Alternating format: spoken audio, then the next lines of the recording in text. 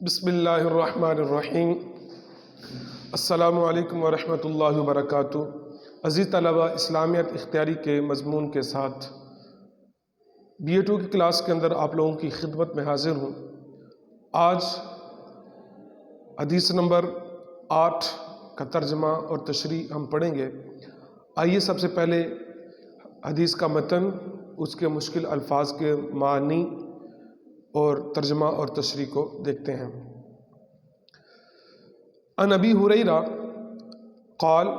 حضرت ابو ہریرہ رضی اللہ تعالیٰ عنہ سے روایت ہے، انہوں نے کہا قال رسول اللہ صلی اللہ علیہ وآلہ وسلم، رسول اللہ صلی اللہ علیہ وآلہ وسلم نے ارشاد فرمایا، لا تغبطن فاجرا، کہ ہرگز رشک نہ کرنا فاجر پر، بنعمت، جو اس کے پاس نعمتیں ہیں ان نعمتوں کے ساتھ، فَإِنَّكَ، پس تم، لا تدری، نہیں جانتے، ما ہوا لاقی بعد موتہ، کہ اس کی موت کے بعد وہ کن مصیبتوں سے ملنے والا ہے، دو چار ہونے والا ہے۔ لاقی ملاقات کرنے والا ہے۔ ان لہو، بے شک اس کے لیے، عند اللہ، اللہ کے پاس، قاتلاً، قاتل ہے،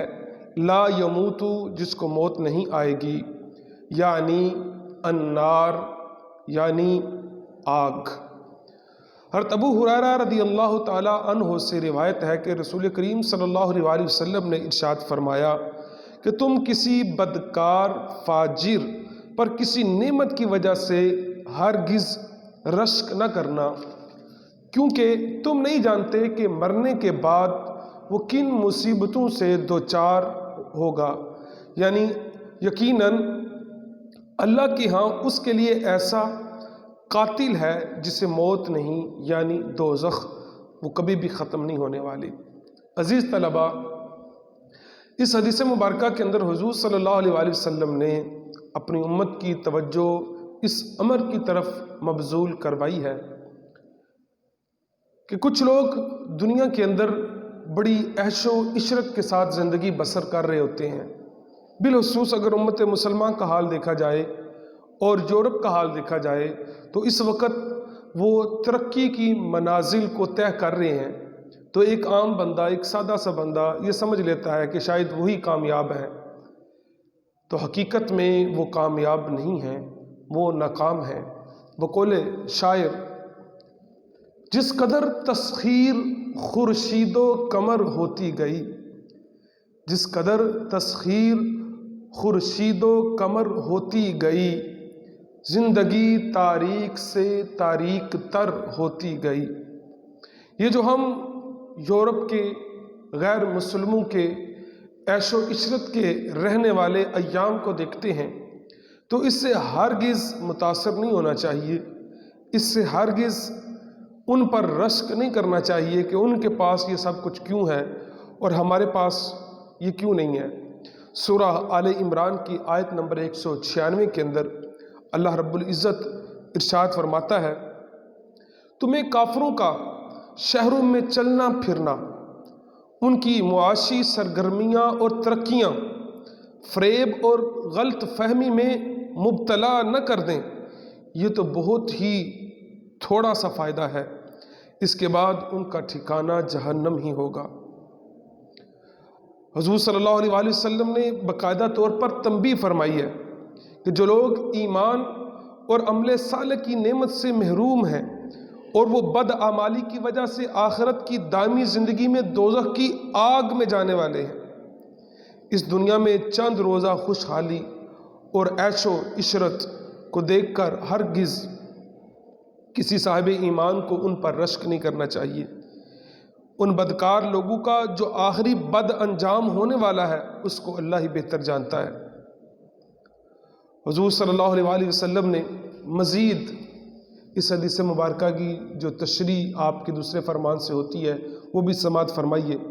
کریم آقا علیہ الصلوۃ والسلام نے فرمایا، جب تم دیکھو کہ اللہ تعالیٰ کسی بندہ کو اس کی معصیت کوشی، یعنی کہ گناہوں کے باوجود اور نافرمانی کے باوجود دنیا کی وہ نعمتیں دے رہا ہے جن کا وہ بندہ خواہاں اور طالب ہے، تو سمجھ لو کہ وہ اس کے حق میں استدراج ہے۔ یہ فرمانے کے بعد آپ صلی اللہ علیہ وآلہ وسلم نے آیہ مبارکہ پڑھی، فَلَمَّا نَسُوا مَا ذُكِّرُوا بِهِ فَتَحْنَا عَلَيْهِمْ أَبْوَابَ كُلِّ شَيْءٍ حَتَّى إِذَا فَرِحُوا بِمَا آتُوا أَخَذْنَاهُمْ بَغْتَةً فَإِذَا هُمْ مُبْلِسُونَ۔ سورۃ الانعام۔ جب انہوں نے بلا دیا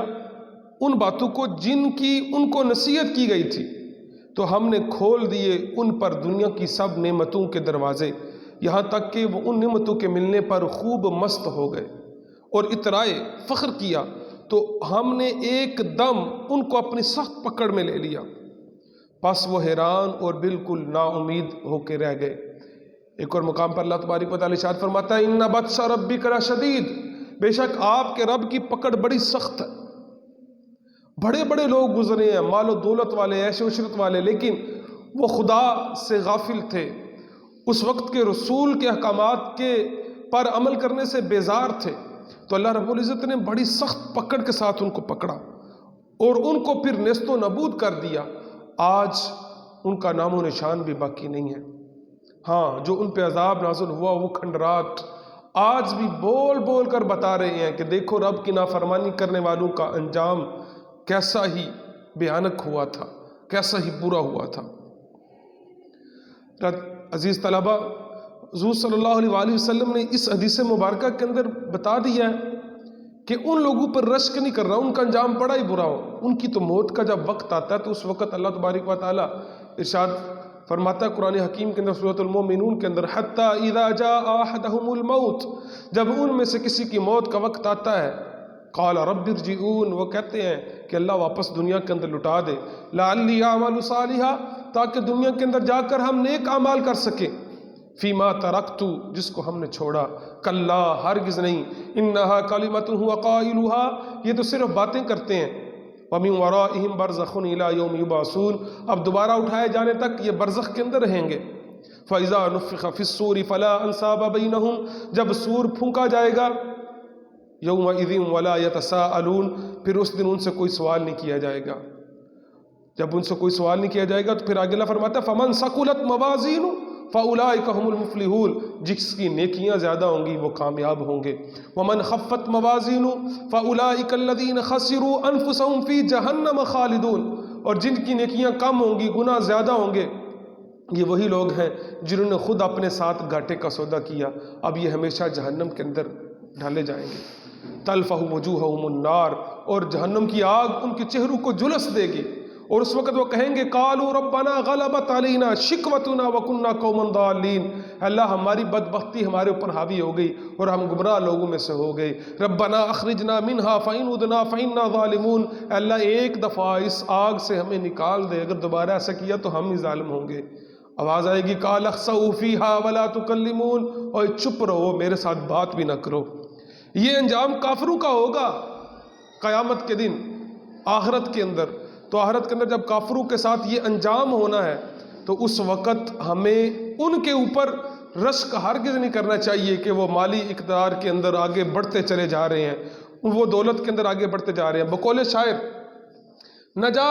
اس کے تحمل پہ، نہ جا اس کے تحمل پہ کہ ہے بے ڈب گرفت اس کی، ڈر اس کی دیر گیری سے کہ ہے سخت انتقام اس کا۔ پھر اقبال نے بھی کیا خوب کہا، تمہاری تہذیب اپنے خنجر سے آپ خودکشی کرے گی،